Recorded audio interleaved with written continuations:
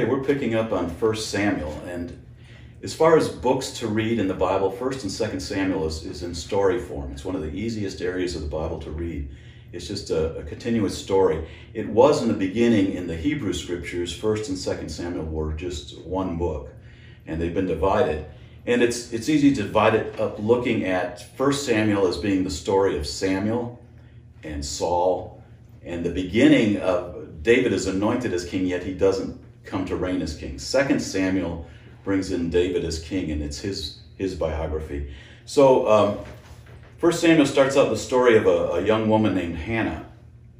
And we'll look at Hannah's desperate to have a child. And we'll look at chapter 1 and verse 11. And Hannah prays. It says, "And she made a vow and said, O Lord of hosts, if thou wilt indeed look on the affliction of thy maidservant and remember me and not forget thy maidservant, but will give thy maidservant a son, then I will give him to the Lord all the days of his life, and a razor shall never come on his head." Of course, the comment about the razor was basically he'd become a Nazirite, which was the highest form of dedication that anyone in Israel could show.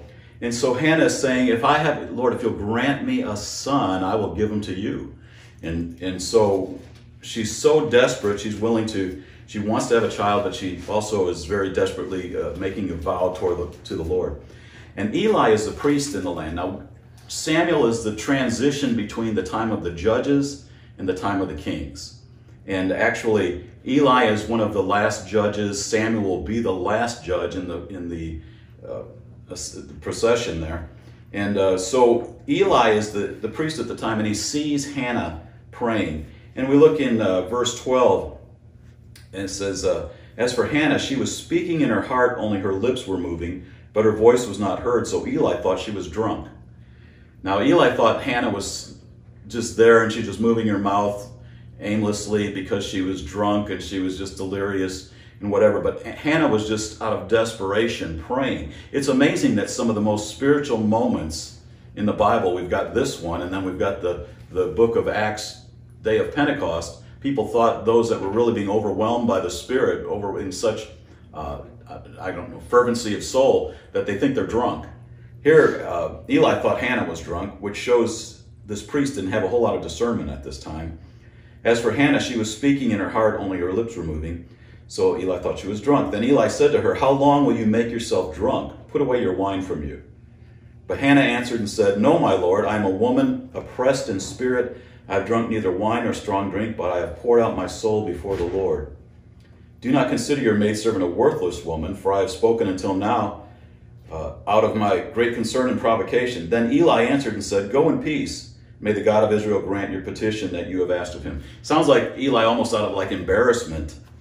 He says, he's perceiving that she's drunk. She's not drunk. She's just desperate. And so he kind of oh, okay, go in peace. Whatever you want, you'll have it.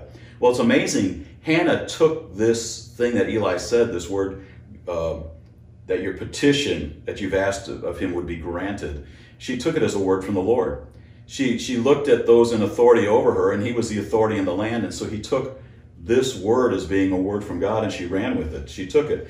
And sure enough, she conceived, had a son. His name was Samuel. And that's where we find the beginning of Samuel. And this 1 Samuel is kind of Samuel's entire biography is contained within this. It's a short one, but a very powerful one. When Samuel is weaned, Hannah takes him to the house of the Lord, presents him to Eli, and leaves him there to be raised in the house of the Lord by Eli, the priest. From that, it says in verse 21, then the man Elkanah went up with all the household to offer the Lord the yearly sacrifice to pay his vow. So her husband goes up, that's Hannah's husband, to pay the vow, and she leaves Samuel with them. And she has lost the reference there. She has 3 sons and 2 daughters after this that the Lord gives her kind of in reward for offering Samuel to him.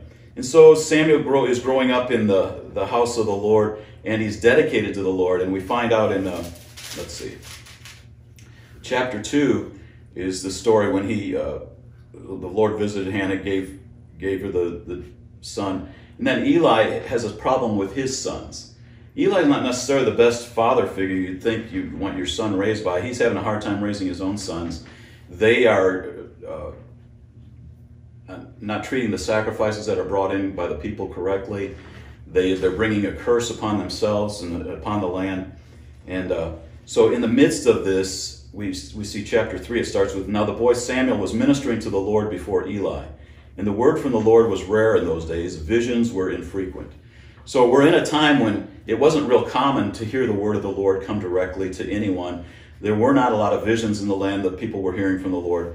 But in this setting, in this time, Samuel is called, and we find out that Samuel's sleeping, and all of a sudden he hears the words, he hears Samuel, Samuel, and he gets up and runs to Eli and says, "Here I am." And Eli says, "I didn't call you, go back to bed." So he goes back, and Samuel, Samuel, which someone has said, when God's talking to men, he always says it twice because men never hear the first time. So Samuel, Samuel, and he gets up, runs again, and Eli says, "No, I didn't call you." Finally, Eli gets the message that the Lord is calling him. And so he says, when you hear that next time, just say, "Lord, speak, Lord, for your servant is listening." So Samuel hears the Lord speak again. The Lord responds to him. He responds to the Lord, and the Lord responds to him by telling him that he's going to bring judgment upon Eli's house. A judgment God has already spoken about, that's going to come complete destruction to this house. Eli is going to die. His sons are going to die. It's going to be destruction in the house. And so Eli comes to Samuel and says, "Tell me everything that God said."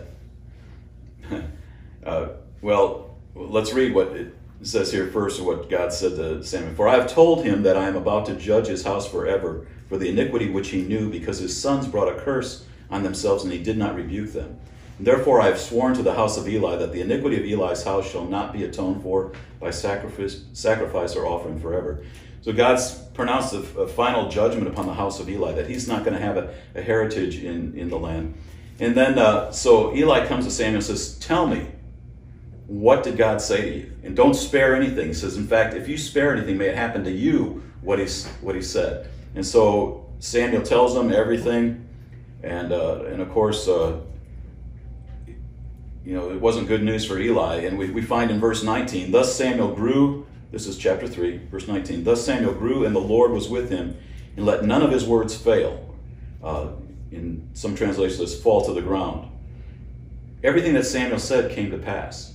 Amazing prophet. There wasn't a prophet much like this in the land. We see some coming up that are amazing prophets, but Samuel was one of the most amazing prophets in that whatever he said, the Lord would back up. It was going to come to pass. And it says, "And all Israel from Dan even to Beersheba knew that Samuel was confirmed as a prophet of the Lord." Now I want to mention something here. When it says from Dan to Beersheba, that's just talking about Dan was in the very, it's talking about from the very north to the very south. When it says Dan to Beersheba, it's just talking about throughout all the land of Israel. But it says throughout all the land of Israel, Samuel became known as a prophet of the Lord. And it says in verse 21, "And the Lord appeared again at Shiloh, because the Lord revealed himself to Samuel at Shiloh by the word of the Lord." So Shiloh is a place where this is happening at this time. Samuel is coming into his own as a prophet in the land. He's also now fulfilling the role of one of the last judges. I want to say this, that the time of the judges was a time that God was just ruling. He was ruling as king over all the people.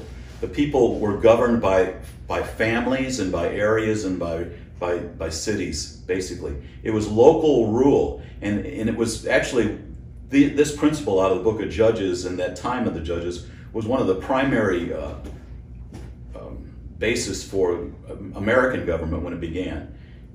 The founders of our country used that time of the Old Testament judges. They used some of the things from really ancient societies and Anglo-Saxon society to begin to establish a principle for judgment. So this time of the judges is coming to an end in the book of Samuel. Samuel is about to anoint a king because the people are calling for it, but it's a change that God really didn't have in mind for his people.